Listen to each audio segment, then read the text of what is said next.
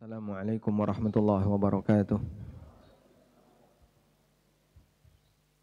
Alhamdulillah wassalatu wassalamu ala Rasulillah wa ala alihi wa sahbihi wa mawalah.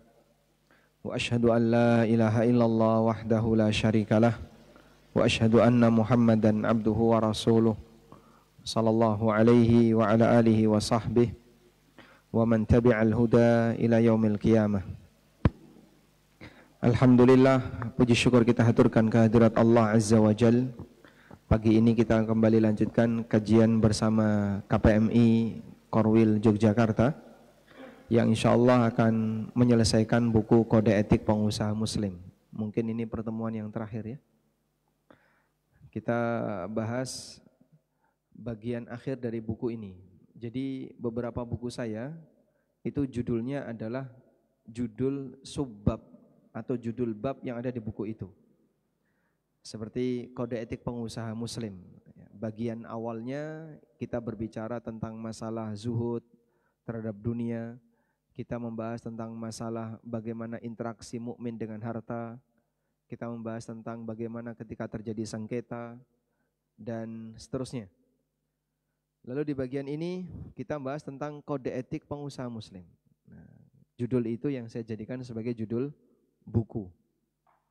Seperti fikih bermadhab, judulnya fikih bermadhab, itu salah satu judul bab. Ada bab tentang kaidah mengikuti ulama, ikhtilaf ketika orang itu taklid, mengenal madhab dan seterusnya. Nah, yang fikih bermadhabnya saya jadikan sebagai judul buku. Surat An-Nas disebut surat An-Nas karena ada kata An-Nas. Surat Al-Falaq disebut Al-Falaq karena ada kata Al-Falaq, sehingga jadilah nama surat, padahal itu hanya mengambil salah satu kata di surat tersebut. Baik, ada apa dengan kode etik? Jadi ceritanya begini, ketika seseorang ingin menjadi yang ideal, maka dia harus menempuh standar tertentu. Begitu dia berhasil menempuh standar itu, dia akan menjadi yang ideal. Sebagai contoh, ketika seseorang ingin menjadi aparat yang ideal, maka dia harus menempuh standar aparat. Ketika dia berhasil, dia jadi aparat yang ideal. Ketika dia menjadi seorang notaris, seperti apa notaris yang ideal? Dia harus menempuh standar notaris yang ideal. Demikian pula, ketika dia ingin menjadi seorang dokter yang ideal, dia harus menempuh standar dokter. Berhasil itu, dia jadi dokter yang ideal. Nah, standar itu namanya kode etik. Standar yang harus ditempuh untuk bisa menjadi sosok yang ideal tadi namanya apa? Kode etik. Ketika saya ingin menjadi seorang pengusaha yang ideal, maka saya harus menempuh standar pengusaha muslim yang baik. Nah, standar itulah yang kita sebut sebagai kode etik. Maka berbicara kode etik pengusaha muslim berarti standar yang bisa ditempuh oleh para pengusaha agar dia bisa menjadi pengusaha muslim yang ideal. Nah, selanjutnya coba kita lihat di buku. Boleh dibaca? Halaman 130 ya. Halaman berapa?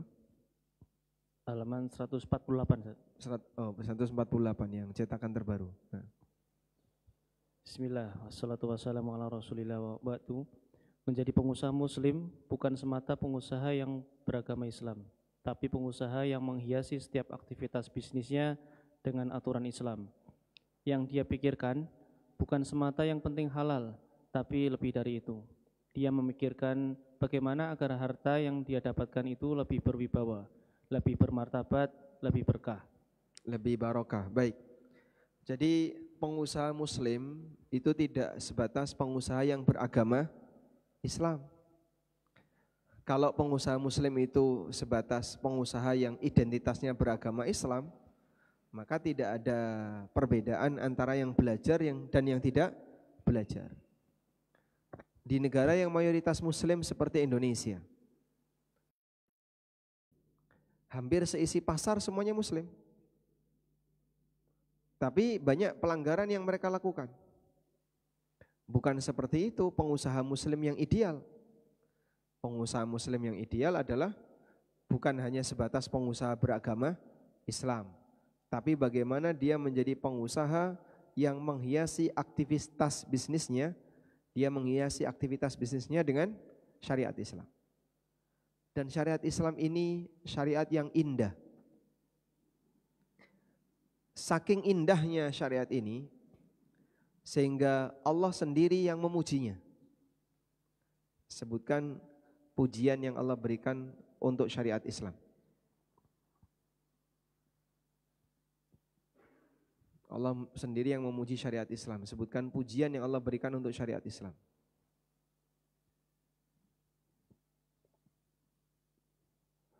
Allah memuji syariat Islam. Apa pujiannya? Allah sebut syariat ini telah lengkap, sempurna, telah Allah ridhai. Al-yawma akmaltu lakum dinakum wa atmamtu alaikum ni'mati.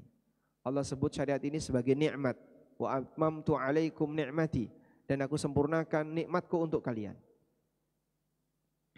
Di ayat yang lain menyebut syariat Islam ini sebagai rahmat bagi alam. Wa ma arsalnaka illa rahmatan lil alamin. Tidaklah aku mengutusmu wahai Muhammad kecuali agar jadi rahmat bagi seluruh alam. Allah Subhanahu wa taala meridhai syariat Islam. Allah taala berfirman, "Innad dina 'indallahil Islam." Sesungguhnya agama yang diterima di sisi Allah hanyalah Islam. Dan masih banyak pujian yang lainnya di mana zat yang maha sempurna memuji syariat ini. Oleh karena itu keindahan syariat ini akan tergambar dalam wujud nyata ketika kaum muslimin mengamalkannya. Sehingga orang kafir mereka tidak membaca Al-Quran, tapi orang kafir membaca perilaku kaum muslimin. Keindahan syariat akan terwujud di alam nyata ketika kaum muslimin melaksanakannya. Tapi kalau kaum muslimin tidak melaksanakannya, maka hanya tercatat dalam tulisan referensi namun tidak dibumikan. Dan non-muslim tidak akan bisa membaca Al-Quran, tidak bisa membaca buku-buku para ulama, keterangan-keterangan para ulama, atau hadis Nabi SAW. Makanya tugas kita sebagai umat muslim adalah tampakkan keindahan syariat ini di tengah masyarakat. Jangan buat syariat ini makin kelihatan gak baik karena kita salah dalam praktek atau salah dalam pemahaman. Sebagai contoh, ada seorang ulama ketika dia berdakwah, kalau nggak di Eropa ya di Amerika, intinya di negara kafir. Dia menceritakan tentang keindahan syariat ini. Bagaimana penjelasan-penjelasan yang demikian rinci, demikian detail, baik dalam urusan keluarga, dalam urusan muamalah, dalam urusan interaksi dengan sesama, dengan lingkungan dan seterusnya. Mungkin orang kafir tidak berkepentingan dengan ibadah. Jadi kalau mereka dijelaskan tentang sholat, mereka nggak nyambung. Tapi kalau dijelaskan tentang tatanan sosial, bagaimana tatanan sosial yang dibangun dalam Islam, mereka baru tertarik. Sehingga setelah mendapatkan penjelasan itu, salah satu di antara mereka ingin tahu lebih dekat dan tahu pembuktiannya di lapangan. Demikian indah aturan yang kamu miliki. Agama yang kamu miliki demikian bagus.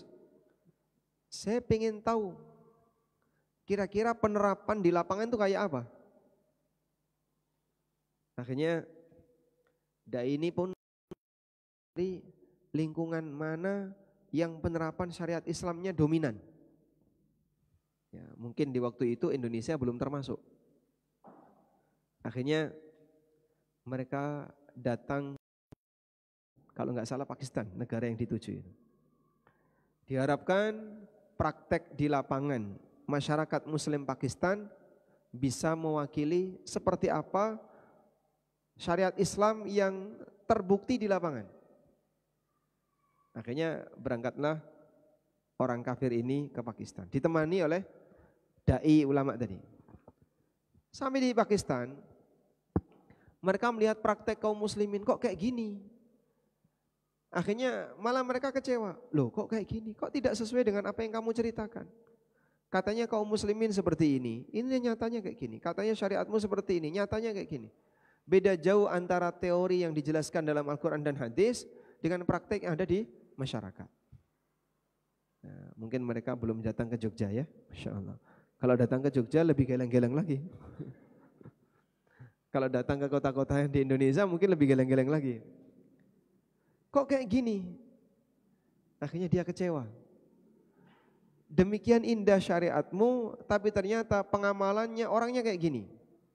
Bagaimana mungkin syariat ini bisa kelihatan indah kalau ternyata prakteknya seperti itu? Akhirnya muncul sebuah pernyataan yang disampaikan oleh ulama ini. Al-Islamu mahjubun bil muslimin.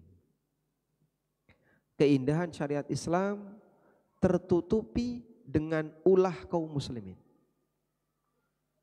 Sehingga kalau kita menampakkan hal yang buruk di masyarakat, lalu orang memandang, loh kayak gitu loh kaum muslimin tuh, lihat tuh, itu jeleknya kayak gitu tuh orang muslim, berarti kita termasuk di antara orang yang menutupi keindahan syariat Islam. Anda telah melakukan kesalahan fatal di situ. Makanya bahaya ya, masyarakat muslim yang dia sedang disoroti oleh semua mata untuk melihat bagaimana pembuktian betulkah Islam itu indah, tapi ternyata prakteknya seperti itu. Banyak penipuan, banyak manipulasi, orang saling sikut, saingan, hasad ada di mana-mana, praktek pelanggaran sosial ada di mana-mana. Belum lagi pelanggaran-pelanggaran kemanusiaan atau pelanggaran hak harta orang lain, ada yang mencuri harta orang lain, mengambil hak orang lain dan seterusnya. Kok ternyata tidak sesuai dengan pembuktian, tidak sesuai dengan teks yang ada dalam Al-Quran maupun hadis. Kecewalah orang kafir. Syariat Islam terhijab, tertutupi dengan ulah kaum muslimin. Karena itu teman-teman para pengusaha, Anda dilihat oleh orang lain, tuh lihat tuh yang suka ngaji-ngaji itu, tapi dia ngemplang kalau utang. Yang suka ngaji itu, dia suka ngilang ketika utang misalnya. Dititeni Pak, dititeni. Ada salah satu teman ya, yang beliau minta kepada saya untuk ngasih penjelasan tentang sengketa waris, bukan sengketa sebenarnya, masalah warisan yang ada di rumahnya, yang ada di keluarganya. Terus dia cerita, bapak saya sempat kecewa dengan beberapa teman yang sudah ngaji. Nah terus nanti saya apa diterima? Mudah-mudahan antum diterima. Hanya bismillah, pokoknya karena saya hanya diundang, ya kita kenalan apa adanya. Walhamdulillah setelah dapat penjelasan, beliau mau menerima. Tapi setidaknya pelanggaran yang dilakukan oleh sebagian ikhwah yang sudah ngaji terkadang menyebabkan orang itu menjauh dari kebenaran. Ini kita baru bicara sesama kaum muslimin. Ada sebagian orang yang mungkin masih awam berkaitan dengan syariat, masih awam berkaitan dengan sunnah, tapi dia nggak mau mendekat. Gara-gara apa? Ulah sebagian teman yang dia sudah kelihatan penampilan ngaji, tapi dia ternyata suka berbuat jahat sama orang lain. Dititeni itu Pak. Ini kan efek sampingnya ke siapa? Ke saudaranya yang lain. Makanya jangan sampai kita menjadi pelaku yang justru akan menampakkan apa? Atau menutupi keindahan syariat Islam. Kita lanjutkan. Dia mendapatkannya dengan cara tidak terlalu bernafsu. Harta semacam inilah yang diistilahkan oleh Nabi SAW dengan al-mal al-soleh. Sahabat Amr bin As bercerita bahwa Rasulullah SAW pernah mengutus beliau untuk memimpin sebuah peperangan. Setelah menang dan mendapatkan harta rampasan perang, Nabi Shallallahu Alaihi Wasallam memberinya sebagian jatah untuk Amr. Namun beliau menolak. Ya Rasulullah, saya masuk Islam bukan untuk mencari harta, tapi aku masuk Islam karena mencintai Islam dan agar aku bisa bersama utusan Allah Shallallahu Alaihi Wasallam. Kemudian Nabi Shallallahu Alaihi Wasallam mengatakan, Ya Amr, nikmal malu sholih lil mar'is sholih. Wahai Amr, sebaik-baik harta adalah harta yang soleh, yang dipegang oleh orang yang soleh. Hadis riwayat Ahmad, Ibnu Hibban, dan disahihkan oleh Syuaib al-Arnaud. Baik.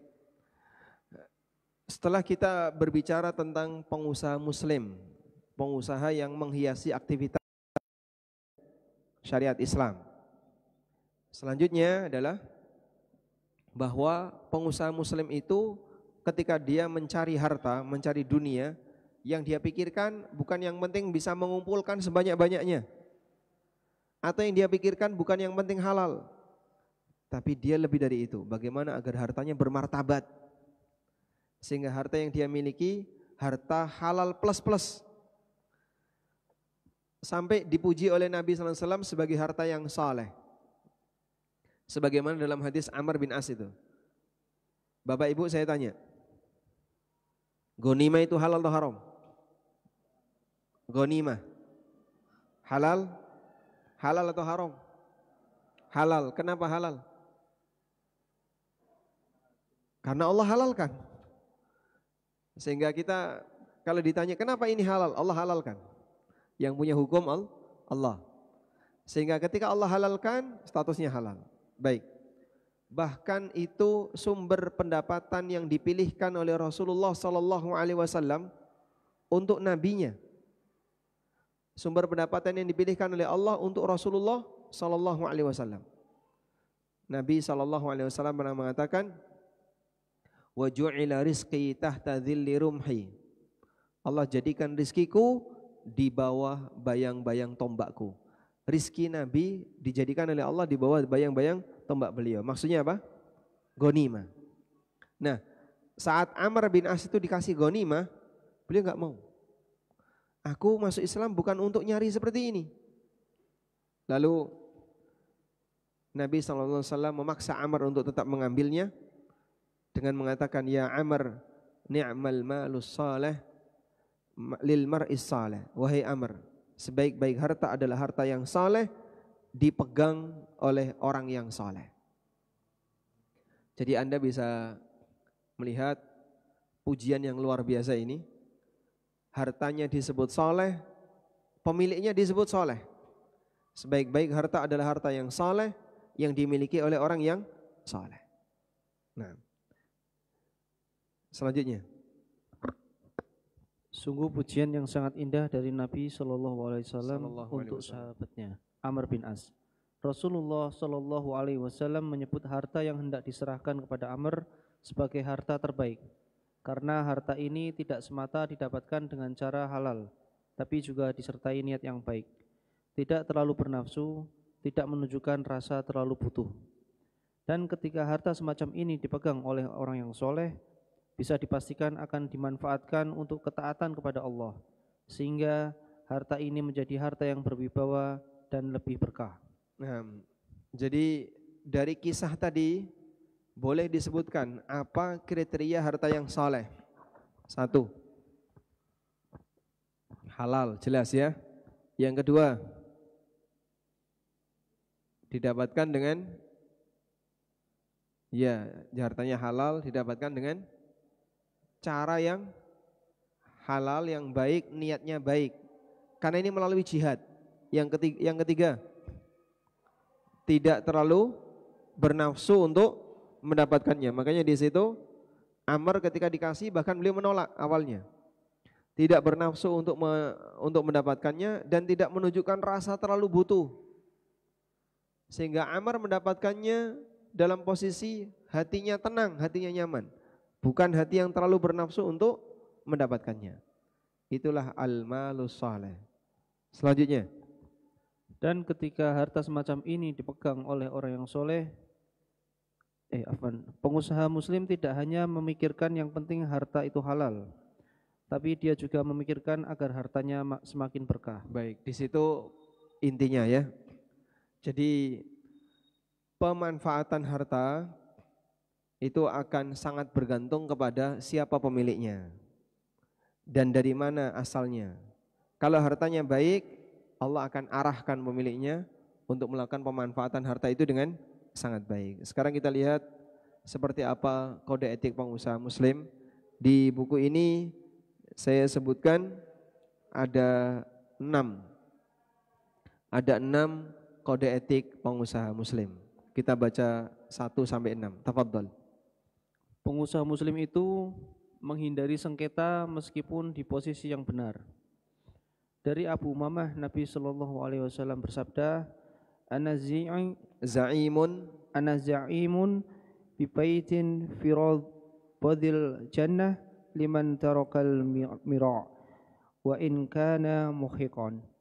Saya menjamin satu rumah di tengah surga bagi orang yang meninggalkan perdebatan meskipun dia di posisi yang benar. Hadis riwayat Abu Daud, dihasankan oleh Al-Albani. Baik.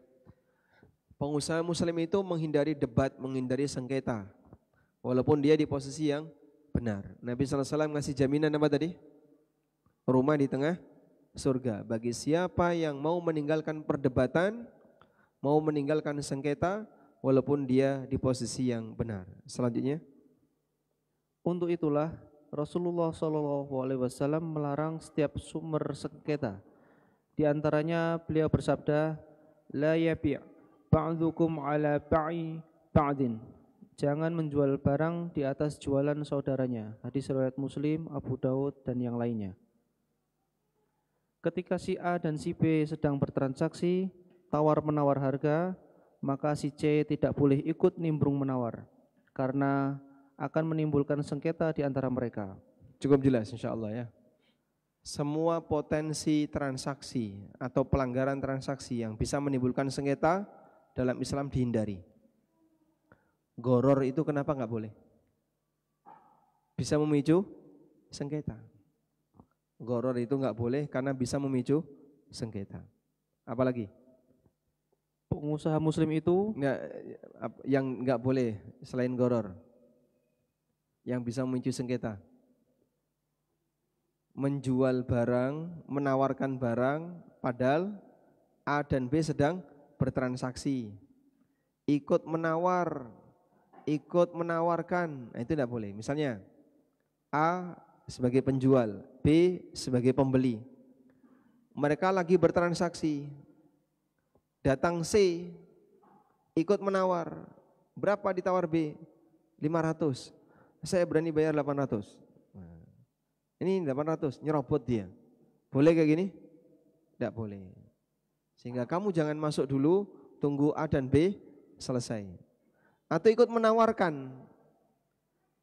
Berapa yang di A penjual ya? A minta 1 juta.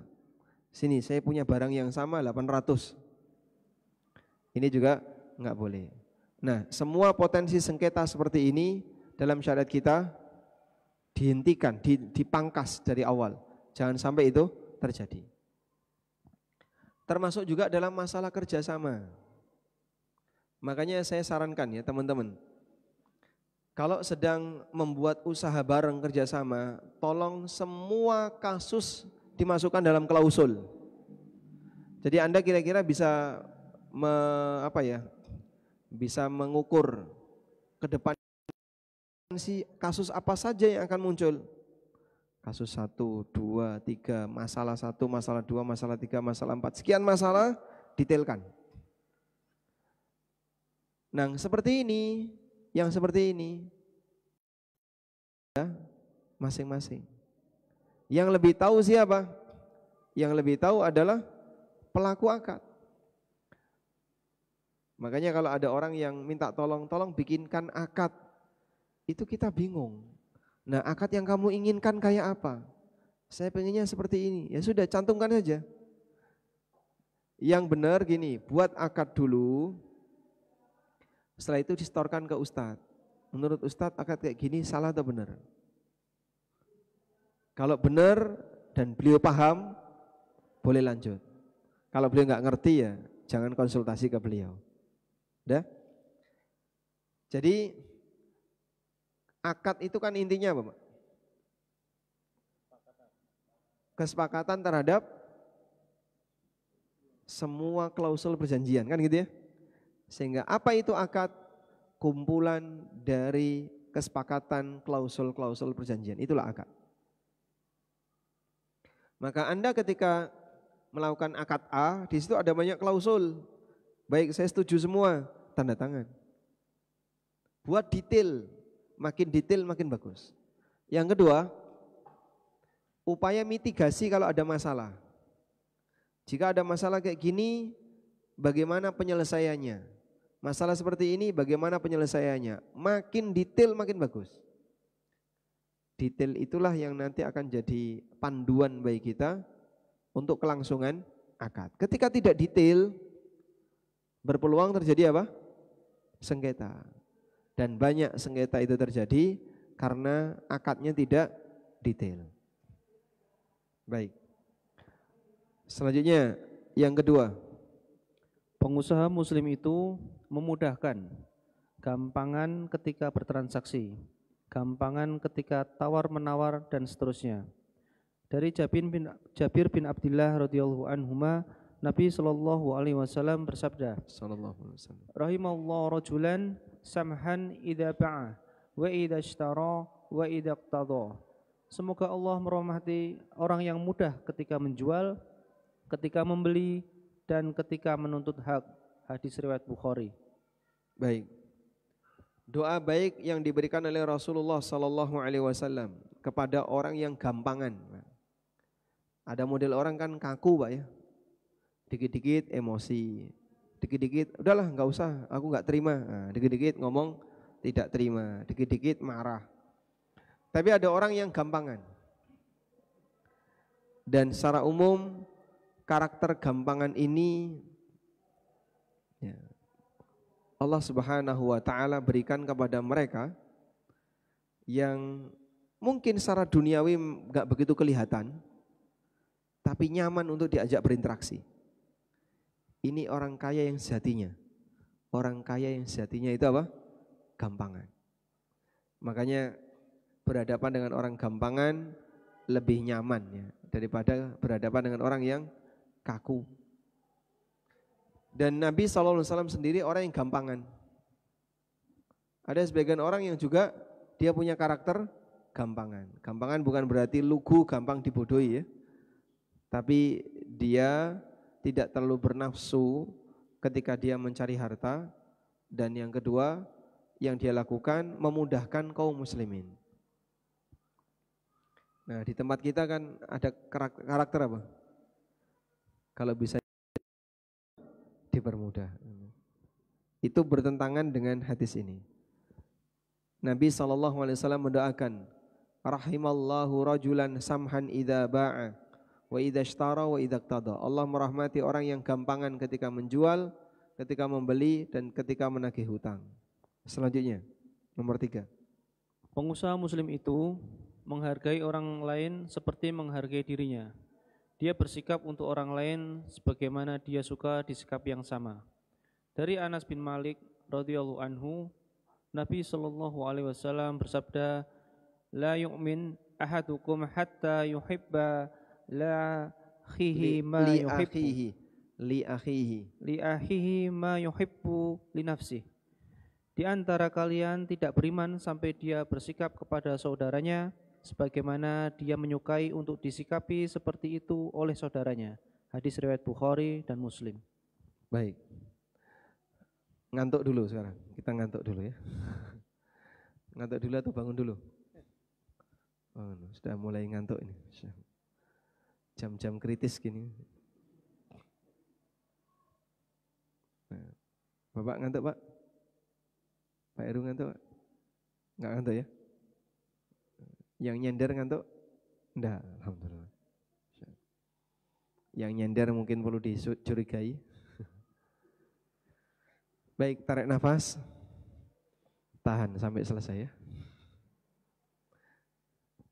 Kita mau belajar sebuah hadis yang diriwayatkan oleh Bukhari Muslim. Nabi SAW menjadikan ini sebagai standar akhlak mukmin. Sebagai standar akhlak mukmin. Standar akhlak mukmin itu la yu'minu ahadukum hatta yuhibba li akhihi ma yuhibbu li nafsi. La yu'minu ahadukum hatta yuhibba li akhihi ma yuhibbu li nafsi. Pertanyaannya, ada orang yang tanya kepada saya dalam forum kajian ya, gimana caranya saya bisa mencintai orang lain sebagaimana saya mencintai diri saya sendiri? Saya bisa mencintai sesama muslim, sesama mukmin sebagaimana mencintai diri sendiri. Coba ini Mas, usia berapa? 29. Sebelahnya kenal enggak? Enggak kenal. Sudah setengah jam lebih dari tadi. Baik, usia berapa? 42. Anda tahu dia mukmin? Tahu. Apakah Anda mencintai dia? Insya Allah. Bisakah Anda mencintai dia sebagaimana mencintai diri Anda sendiri?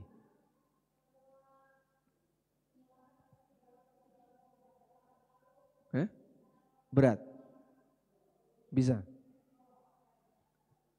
Belum tentu. Nah, bisa enggak mencintai beliau sebagaimana mencintai diri sendiri? Bisa ya? Baik. Berikan benda paling berharga kepada beliau. Boleh HP-nya yang dikasihkan beliau? Berat saya, Masya Allah. Apakah seperti itu maknanya? Karena ada orang yang memaknai hadis ini demikian. Kalian tidak akan beriman sampai mencintai saudaranya sebagaimana mencintai diri sendiri. Wah, tidak sanggup itu kita. Misalnya masnya ya, mencintai sebelahnya mas? Hah? Berusaha, Masya Allah. Apa yang bisa Anda berikan untuk beliau? Doa. Oh, Masya Allah. Yang gratis ya, gak perlu modal. Nah, tapi pemahaman ini kurang tepat. Maksud dari hadis, kalian tidak akan beriman hatta yuhibba li akhihi ma yuhibbu li nafsi. Itu maknanya adalah sampai kalian suka menyikapi saudaranya, sebagaimana kalian ingin disikapi yang sama oleh saudaranya. Udah? Jadi di sini berkaitan dengan masalah cara menyikapi, bersikap kepada orang lain. Bukan mencintai saudaranya sebagaimana mencintai diri sendiri. Mungkin kita nggak sanggup seperti itu. Tapi kamu sikapi orang lain sebagaimana kamu ingin disikapi yang sama. Kalau itu bisa diupayakan. Baik. Ini Mas ini. Usia berapa? 66. 36. Masyaallah. 36. Baik. Kalau Anda ketemu teman-teman, apa yang Anda inginkan dari mereka? Senyum. Sehingga kalau ketemu yang lain, saya pengen orang kalau ketemu saya dia senyum gitu ya. Berarti apakah Anda sudah menyikapi seperti itu kepada orang lain? Ketemu mereka senyum? Ya, alhamdulillah. Jadi setidaknya kita kan tidak suka misalnya ditemui sama orang lain kok merengut. Atau apalagi misalnya wajahnya masem, wajahnya kusut. Wajahmu kok maghrib kayak gini. Mbok wajah subuh itu masih gelap ya. Wajah terbit matahari, mukanya bersinar seperti matahari terbit. Maksudnya cerah dan menampakkan wajah yang cerah, wajah yang nyaman dianjurkan. sebagaimana kamu ingin disikapi yang sama. Oleh karena itu, ketika kamu bertemu dengan orang lain, kau pengen diapain? Berikan sikap itu kepada orang lain. Ya saya pengen kalau orang ketemu saya, dia nyaman dipandang. Ya sudah, berarti tampakkan wajah nyaman kepada mereka. Masyarakat kita sudah punya kaidah seperti itu ya. Anda sopan, kami segan. Anda segan, kami pulang. Jadi mereka mengimbangi. Kamu baik, saya akan baik. Kamu nggak baik, ya saya akan nggak baik. Orang nggak suka untuk disikapi masem, nggak baik, ketus, itu nggak suka. Makanya ada beberapa pekerjaan yang orangnya itu selalu sepaneng, memasang wajah, nggak suka sama orang. Ini kerjaan boleh saya sebut salah wajah ini. Kerjaan salah wajah. Tahu maksudnya Pak ya? Pekerjaan salah wajah. Jadi dia menyikapi orang itu semuanya lebih rendah daripada dia, lebih enggak benar daripada dia. Akhirnya semuanya disikapi dengan sikap yang enggak benar. Ini orang kerja salah wajah. Ada beberapa profesi yang kayak gitu. Ini saya melihat orang kayak gini, kasihan dia.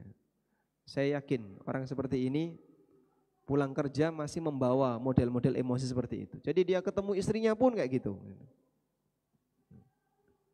Dia ketemu siapa masih membawa perasaan seperti itu. Setiap ketemu orang selalu dianggap lebih rendah. Mohon maaf, mungkin kerja di area-area pelayanan publik itu perlu dapat inisiasi yang kayak gini. Area layanan publik, masyarakat itu dilayani, kamu dibayar.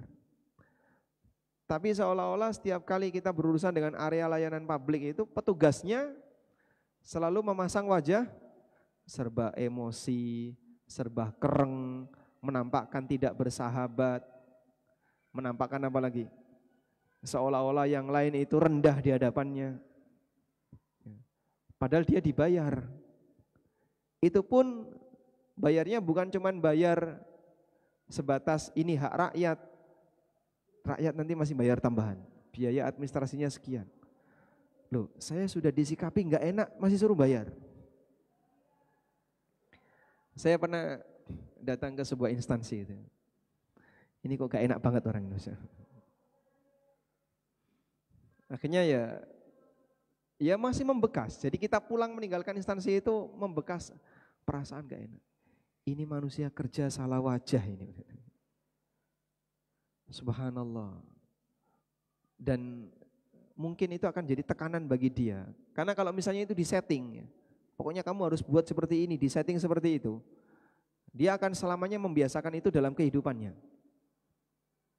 Dan betul kenyataannya, di lingkungan orang ini, orang yang introvert, suka menyendiri, ya, mungkin dia sudah merasa kebutuhan saya sudah terpenuhi dengan gaji yang saya punya. Dia nggak butuh masyarakat yang lain. Jarang kumpul bareng, bisa akrab itu jarang. Subhanallah. Nabi SAW pernah mengatakan, la tahkiranna minal ma'rufi syai'an walau an talqa akhaka biwajhin talik. Jangan kau pernah remehkan kebaikan sedikit pun, sekalipun kau ketemu saudaramu dengan wajah ceria, itu kebaikan. Maka ketika Anda disikapi masem oleh orang lain, kemudian kita kasih pembalasan yang sama, kita juga bersikap masam kepada orang lain, bersikap murung, tidak bersahabat, itu sebagai balasan. Dan itu akan dibawa pulang. Saya kira sangat tidak nyaman. Jadi teman-teman yang ada di layanan publik ya, ini tidak ada maksud apapun selain menyinggung Anda. Dan yang lain ya. Masya Allah. Baik. Kemudian para pengusaha juga sama ya. Para pengusaha, kalau Anda menyikapi orang lain, maka berikan sikap yang baik. Sebagaimana Anda senang disikapi yang sama. Contohnya kayak gimana Pak? Coba kumpulkan akhlak-akhlak yang terpuji. Apa saja akhlak yang terpuji? Jujur, amanah, sopan, baik hati. Terus apa lagi? Terbuka dan seterusnya. Sudah, ini akhlak yang terpuji. Jika Anda ingin disikapi jujur oleh orang lain, maka bersikaplah jujur kepada orang lain. Kalau Anda ingin disikapi amanah, maka bersikaplah amanah. Kalau Anda ingin disikapi sopan, maka bersikaplah sopan. Kalau Anda ingin disikapi terbuka, maka bersikaplah terbuka, dan seterusnya. Kalau kamu pingin A, maka berikan A kepadanya. Kumpulkan akhlak yang buruk. Akhlak buruk misalnya cemberut, tidak sopan, kasar. Terus apa lagi? Pembohong, menipu, dan seterusnya. Maka kita berikan yang sama. Kalau kamu tidak pingin disikapi seperti ini, jangan menyikapi orang lain seperti itu. Kalau kamu tidak pingin disikapi seperti ini, jangan menyikapi orang lain seperti itu. Kalau kamu gak ingin dibohongi, jangan bohongi orang lain. Kalau kamu tidak ingin dikasari, maka jangan bersikap kasar kepada orang lain. Dan demikian seterusnya. Selanjutnya, Pengusaha muslim itu memberi sikap terbaik untuk orang lain. Tidak ada keinginan untuk bertindak jahat kepada orang lain atau merugikan orang lain. Kebahagiaan itu dengan berbagi keuntungan, memuaskan klien, meringankan, dan bukan merepotkan. nah, kebahagiaan yang kita dapatkan jangan sampai atas dasar kekalahan orang. Alhamdulillah saya untung, tapi di balik keuntungan kamu nginjak yang lain. Bukan kayak gitu. Misalnya bisnis, kerjasama, dia mengambil keuntungan duluan, tapi menyengsarakan rekan bisnisnya. Bukan kayak gitu kebahagiaan. Tapi kebahagiaan adalah prestasi seorang pengusaha ketika Anda mendapatkan keuntungan yang halal atas jalan usaha yang saling ridho, saling memuaskan sesama, meringankan sesama, bukan malah merepotkan. Selanjutnya, Sahabat Jarir bin Abdillah radhiyallahu anhu mengatakan, "Bai'atun Nabi sallallahu alaihi wasallam la'an nushi likulli muslim." Kami membaiat Nabi sallallahu alaihi wasallam untuk memberikan nasihat kepada semua muslim. Hadis riwayat Muslim. Yang dimaksud nasihat adalah memberikan sikap terbaik untuk orang lain. Sahabat Jarir bin Abdillah sangat komitmen dengan baiat ini hingga beliau selalu memberikan terbaik kepada orang lain, termasuk ketika melakukan jual beli. Masya Allah. Jadi ini prinsip ya, penghargaan komitmen itu sampai disebutkan oleh Nabi SAW dalam poin baiat. Disebutkan Nabi SAW dalam poin baiat. Jadi sahabat itu membaiat Nabi SAW dengan beberapa poin. Baiat A, baiat B. Ada sahabat yang pernah dibaiat untuk apa? Tidak meminta selama hidupnya. Kalimat alla yas'alan nasa syai'a. Beliau pernah membisikkan kepada kami untuk berbaiat, jangan minta kepada orang lain sepeser pun. Bisa enggak Pak, sepanjang hidup kita enggak minta kepada orang lain? Berat ya Pak. Dan ada beberapa sahabat yang dibaiat seperti itu. Nah, sampai sahabat ini yang pernah dibaiat untuk tidak minta kepada siapapun ini, pernah satu ketika berada di atas tunggangan, di atas onta. Lalu cemetinya jatuh. Di bawah itu ada orang. Minta tolong kepada orang itu. Ontanya tadi disuruh duduk, dia menderum, dia turun ngambil cemeti itu, terus dia naik lagi dan lanjut perjalanan. Jadi mereka komitmen dengan baiat itu, sampai pun ada peluang untuk melakukannya tidak diambil. Sehingga mungkin bahasa kita ya, Bapak sedang di lantai 2 misalnya, lalu ada benda jatuh, benda Bapak jatuh di sini. Di bawah ada orang, tinggal ngelempar gini bisa. Anda tidak minta tolong. Anda nyari tangga turun untuk ngambil benda itu, ngambil. Karena dilarang untuk minta kepada siapapun. Kira-kira kalau kita berbaiat kayak gini sanggup enggak? Hah? Mungkin tidak sanggup. Maka poin-poin baiat yang pernah disampaikan Nabi SAW itu terkadang sesuatu yang berat, tapi para sahabat tetap menjaga komitmen itu. Kita lanjutkan praktek yang dilakukan oleh sahabat Jarir ketika beliau dibaiat Nabi SAW untuk memberikan yang terbaik bagi orang lain. Tafadhal. Suatu hari ia diperintahkan kepada budaknya untuk membeli kuda seharga 300 dirham. Lalu sang budak mencarinya di pasar dan berhasil mendapatkan penjual dan kudanya yang cocok dengan harga itu. Kemudian mereka datang menghadap sahabat Jarir. Sang penjual sudah setuju kudanya dibeli dengan harga 300 dirham. Ketika ditunjukkan pemilik kuda dan kudanya itu, kemudian Jarir memperhatikan bahwa sebenarnya kuda itu sangat bagus. Beliau kemudian mengatakan, "Wahai saudaraku, kudamu lebih tinggi harganya dari 300 dirham. Apakah kau mau aku beli dengan harga 400 dirham?" Penjualnya mengatakan, "Terserah engkau wahai Abu Abdillah," julukan Jarir. Jarir berpikir ulang dan menimbang. Kemudian dia berkata lagi, "Kudamu lebih baik dari 400 dirham. Bagaimana kalau aku beli dengan harga 500 dirham?" Pemilik kuda berkata lagi, "Terserah engkau wahai Abu Abdillah." Demikian seterusnya. Jarir menambah seterusnya 100 dirham hingga mencapai 800 dirham.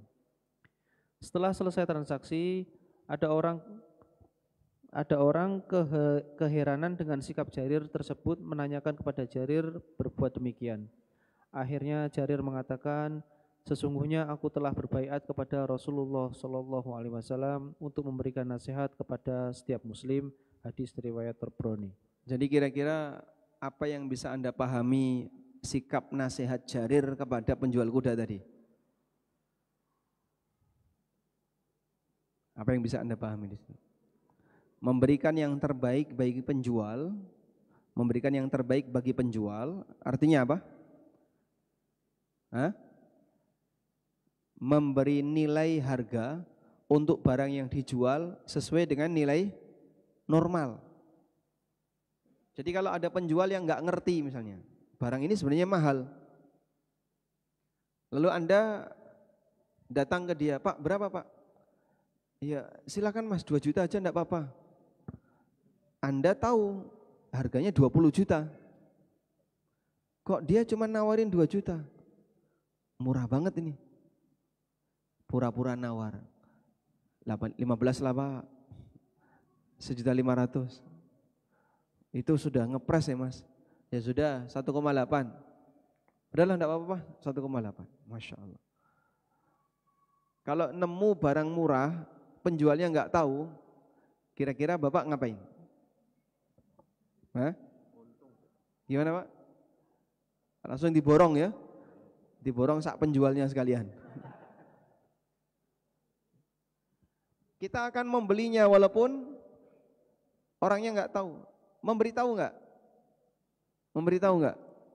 Jangan sampai. Sehingga gimana caranya biar dia, oh jangan sampai tahu ini orang. Kalau tahu enggak mau dia jual segitu. Ini beda dengan sahabat. Dia diberitahu dulu. Barangmu terlalu murah, di sana itu harganya sekian. Masya Allah. Jadi ini mungkin hanya bisa jadi cerita ya. Bagaimana sahabat Jarir bin Abdillah radhiyallahu anhu, beliau menawar dengan nilai yang lebih tinggi. Mungkin sesekali itu bisa dilakukan ya. Anda beli ke pasar, berapa Mbak? 5.000, 10.000 misalnya.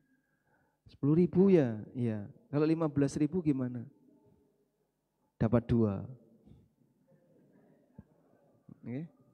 Apa itu namanya? Sama aja ya. Lanjut. Termasuk bersikap nasihat kepada orang lain adalah tidak menunda pembayaran upah bagi karyawan. Sebagaimana ketika kita menjadi karyawan, kita tidak menghendaki jika gaji kita ditunda. Masya Allah. Nabi SAW mengingatkan, Nabi SAW bersabda, Nabi SAW bersabda, A'tul ajiro ajrohu qabla ayya jifa araku. Berikanlah upah kepada karyawan sebelum keringatnya kering. Hadis riwayat Ibnu Majah. Sebelum keringatnya kering, maksudnya gimana? Jangan mandi dulu mas ya, tunggu dulu. Jangan ngipas-ngipas dulu. Jadi kemeringat dulu. Apakah seperti itu? Tapi maksud hadis apa? Segerakan pembayaran upah karyawan. Tapi Pak, di tempat kami yang namanya upah karyawan itu kan Sabtu Pak. Sabtu gajian. Ya. Sehingga ketika Sabtu dia dapat anugerah gajian. Makanya disebut Sabtuari. Dina Sabtu untuk gaji. Yo, ceritanya orangnya sendiri kayak gitu. Baik. Apakah boleh? Enggak masalah, sesuai dengan budaya yang berlaku di masyarakat. Kalau kebiasaan seperti itu ya silakan. Walaupun tukang itu dibayar harian, tapi totalitasnya di hari Sabtu. Selanjutnya, pengusaha muslim itu jujur dan amanah. Menjadi pengusaha yang jujur dan amanah tidaklah mudah. Butuh perjuangan besar untuk bisa melakukannya. Karena itu Nabi SAW menjanjikan pahala besar untuknya. Dari Abu Sa'id Al-Khudri, Nabi SAW bersabda, Atajiru sotuqul aminu ma'an nabi nawasiddiqina wa syuhada. Pedagang yang jujur dan amanah dikumpulkan bersama para nabi, siddiqin dan syuhada. Hadis riwayat Tirmizi dan beliau hasankan. Baik. Ada yang berbeda di mana di situ? Pedagang jujur dan amanah dikumpulkan bersama para nabi, siddiqin dan syuhada. Para nabi, siddiqun dan syuhada, kegiatannya apa, Pak? Kegiatannya apa mereka ini? Kegiatannya dakwah, kegiatannya mengajar agama, kegiatannya memperjuangkan agama.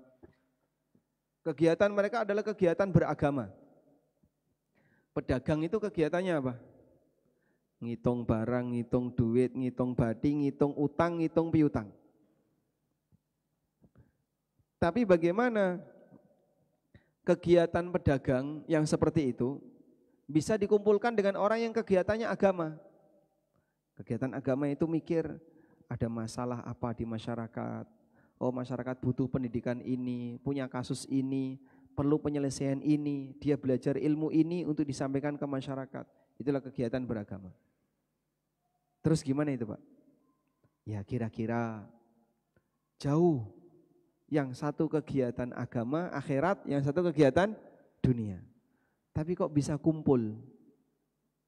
Pedagang yang jujur dan amanah dikumpulkan bersama para nabi. Kok bisa kumpul, Pak? Jawabannya apa?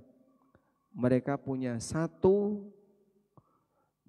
satu ujian yang sama, yaitu sabar. Pedagang yang jujur dan amanah sabar enggak? Sabar. Sehingga ada peluang-peluang tapi mungkin mengharuskan dia harus berdusta, dia tinggalkan. Dia enggak mau.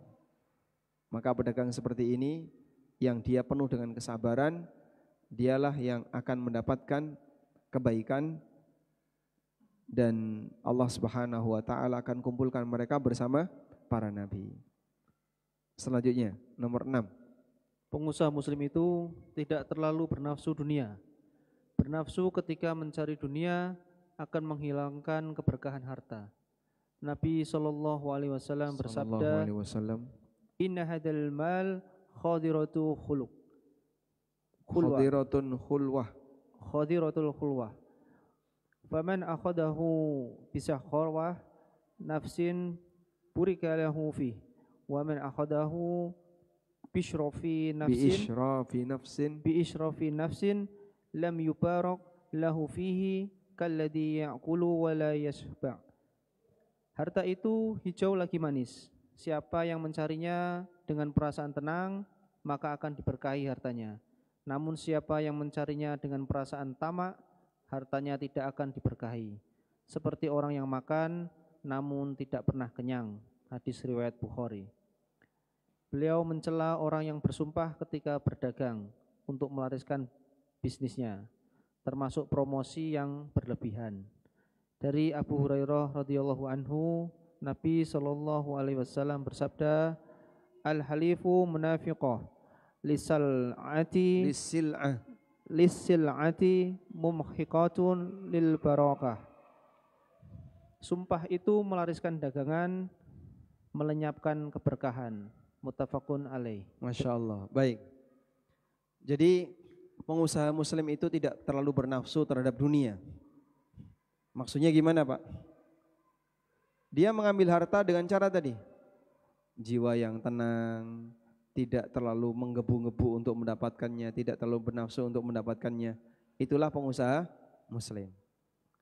Karena itu Nabi SAW mencela orang yang ingin melariskan dagangannya tapi pakai sumpah. Jadi sampai pakai sumpah dia, dicela oleh Nabi SAW. Bahkan beliau mengatakan, memang sumpah itu bisa melariskan dagangan. Al-halifu munafiqatun lisil'ah mumhiqatun lil barakah. Sumpah itu bisa melariskan dagangan, tapi bisa melenyapkan keberkahan. Apa artinya ketika duitmu banyak tapi enggak ada nilainya? Karena cuman apa itu? Hanya ngumpulin saja, namun tidak memberikan manfaat yang sempurna bagimu. Wallahu a'lam. Walhamdulillahirabbil alamin. Selesai sudah pembahasan tentang kode etik pengusaha muslim. Insyaallah kita masih punya beberapa bab tambahan. Urusan dunia jangan dibawa ke akhirat, satu. Yang kedua, butuh kerjasama dalam meninggalkan yang haram. Insyaallah semoga bisa kita sambung di pertemuan berikutnya. Wassallallahu ala nabiyyina Muhammadin wa ala alihi wa sahbihi wasallam. Tanya coba. Ya. Ada yang bertanya? Gimana? Enggak ada. Alhamdulillah. Ada yang bertanya mungkin? Oh ya.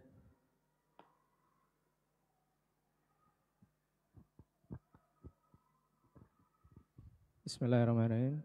Assalamualaikum warahmatullahi wabarakatuh. Izin bertanya Ustadz, ini terkait dengan zakat piutang Ustadz. Jadi ada seorang pensiunan itu menjual rumahnya senilai 4 miliar Ustadz. Kemudian dari akad itu di DP 25% atau 1 miliar. Kemudian yang sisanya yang 3 miliar itu dicicil 30 juta per bulan selama 100 bulan. Selama 100 bulan Ustaz. 100 bulan? Oke. Apa masih hidup itu? Jadi, nah yang ingin kemudian dari hasil penjualan itu, yang 1 miliar digunakan untuk membeli atau membangun rumah dia di kampung. Di kampung? Ya, kemudian yang 30 juta itu beliau gunakan untuk kebutuhan dia sehari-hari gitu Ustaz. Nah yang ingin ditanyakan adalah terkait dengan zakat baik yang 1 miliar tadi yang di DP dan juga yang 3 miliar yang akan ketemu haul selama kurang lebih 8 tahun Ustaz. Itu apakah seperti apa zakatnya? Gitu Ustaz. Iya. Jazakallahu khairan. Jadi untuk pembayaran yang sudah diserahkan berarti sudah sempurna jadi milik penjual, ini dizakatkan jika mengendap selama 1 tahun. Tapi kalau belum mengendap 1 tahun, sudah dibelikan rumah di kampung sehingga uang itu habis, ya sudah selesai. Jadi misalnya dapat 1 M, 2 bulan berikutnya sudah dibelikan tanah di kampung, tinggal 500, terus dipakai bangun. 4 bulan berikutnya selesai, habis 500, sehingga total 1 M dia keluarkan untuk pembangunan rumah tadi. Maka jika demikian, dalam posisi ini dia tidak wajib bayar zakat karena belum 1 tahun uangnya sudah habis. Nah, berikutnya kita beralih ke piutang itu. Piutang ini sudah di schedule, ada penjadwalan, yaitu tiap bulan senilai 30 juta. Walaupun nilainya gede 3M, tapi kan wujud duitnya belum ada. Dan itu sifatnya dicicil per 30 juta. Wallahu alam, yang kami pahami yang dizakati hanyalah yang dia terima. Dia tidak berkewajiban bayar zakat untuk 3M tadi, karena dia nggak bisa ngapa-ngapain dengan harta itu. Belum menjadi kepemilikan yang sempurna. Sehingga kalau dari 3M tadi dia saya pengen haji furoda, daftar minta 300 atau 600 juta, bisa? Tidak bisa. Anda tetap akan dikasih 30 juta per bulan selama 8 tahun, 100 bulan. Cuman di posisi ini karena Anda tidak bisa memanfaatkannya, maka tidak wajib dizakati. Wallahu a'lam. Assalamualaikum warahmatullahi wabarakatuh. Mohon nasihatnya Ustadz, sebagai pengusaha muslim, bagaimana cara untuk membangun budaya kerja yang amanah dan jujur kepada semua karyawan?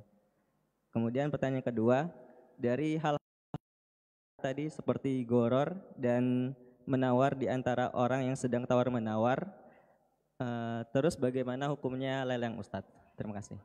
Bagaimana hukumnya lelang? Lelang. Ya. Bagaimana membangun suasana kerja yang jujur dan amanah? Bacakan hadis tentang neraka.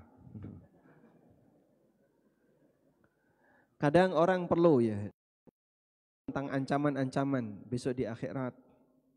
Lalu ditunjukkan bahaya-bahaya ketika orang mengambil apa yang bukan haknya, bersikap tidak amanah, tidak jujur dan seterusnya. Mudah-mudahan dengan banyak diberi pengarahan seperti itu, yang bersangkutan bisa jadi lebih sadar. Itu sebagai solusi. Karena itu tidak ada yang bisa mengubah akhlak secara sempurna selain ketika orang itu punya akidah yang kuat. Kalau dia masih punya banyak pelanggaran dalam masalah interaksi dengan orang lain, sulit kalau hanya sebatas diingatkan, kamu enggak jujur nanti tangkap polisi dan seterusnya. Polisi saya enggak takut misalnya. Toh kayak juga enggak kelihatan. Kamu enggak ini nanti ditangkap loh. Saya juga enggak ketahuan. Mungkin dia bisa menghindar. Tapi kalau dia diberitahu tentang ancaman di akhirat dan dia masih punya rasa iman, insya Allah mudah-mudahan nanti ada perubahan. Baik. Selanjutnya yang kedua, berkaitan dengan lelang. Kan tadi nggak boleh menawar barang yang sedang ditawar oleh orang lain. Bagaimana kalau lelang? Lelang yang terbuka, semua tahu kalau di lingkaran lelang ini bebas ikut nawar. Jadi kan tidak ada sakit hati. Loh kok kamu nyerobot? Kan kita sudah sepakat di awal bahwa di ruangan ini semuanya boleh bebas ikut nawar. Dia kondisional, khusus untuk apa? Lelang. Di luar lelang ya berlaku hukum asal. Kalau orang sedang bertransaksi jangan ikut menawar. Wallahu a'lam.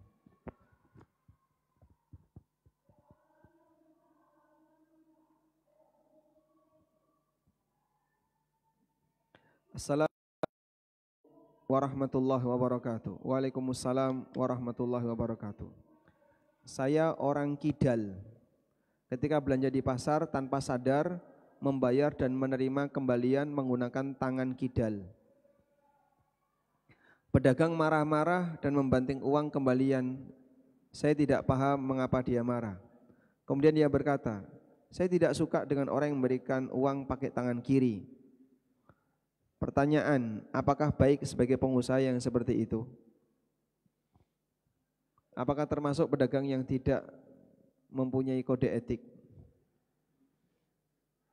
Kalau diberi kiri balas kiri mungkin seimbang. Diberi kiri tambah marah, ini sudah nggak seimbang ini. Marahnya ini tambahan yang menunjukkan kalau dia membalas dengan yang lebih buruk. Ya setidaknya dia salah, tapi dia dalam posisi ini punya pemicu emosi, yaitu Anda menyerahkan dengan tangan kiri tadi. Makanya dikasih klarifikasi, ya saya mohon maaf, saya kidal, dan ini spontan. Orang kidal itu dominan apa? Dominan kiri. Kadang kita sendiri juga agak sedikit repot ya. Di kondisi tertentu tangan kiri yang berfungsi. Misal tangan kanan bawa barang, ya? Tangan kiri kosong.